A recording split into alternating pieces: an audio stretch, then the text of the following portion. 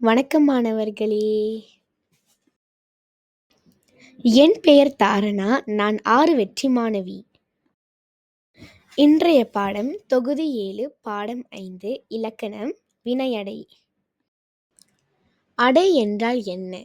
சொல்லின் தன்மையை அல்லது இயல்பை விளக்குவது அடையாகும். அடை இரு வகைப்படும். அவை பெயரடை, இன்னொன்று வினையடை எனப்படும்.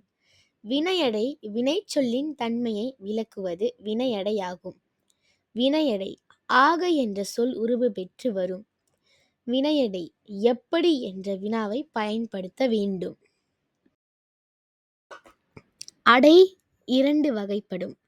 சொல்லின் தன்மை அல்லது இயல்பு. இன்று நம் தலைப்பு வினையடை. வினைச்சொல்லின் தன்மையை விளக்குவது ஆக உருபு வழிமிகும்.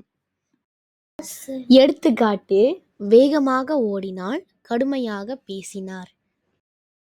இப்பொழுது நாம் ஒரு சிறிய விளையாட்டை விளையாட போகிறோம். வினையடைகளை கொண்டு கேள்விகளுக்கு சரியாக விடையளிக்கவும். ஒரு சிறிய பயிற்சி. இச்சொற்களை கொண்டு வாக்கியம் அமைக்க வேண்டும். உயரமாக, சுவையாக.